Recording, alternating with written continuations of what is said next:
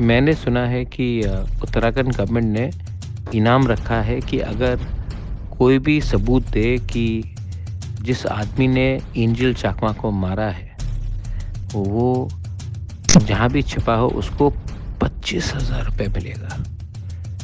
25,000 रुपए! ये कीमत है एंजल चाकमा की ज़िंदगी के लिए। मतलब कि ये मज़ाक हो चुका है।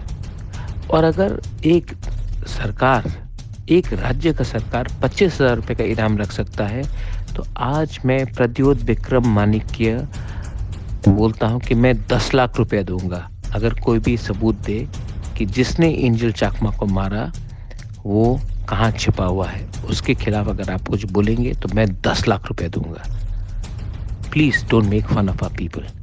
मैं अपने पॉकेट से दूँगा, लेकिन मज़ाक मत कीजिए हमारे लोगों के संग।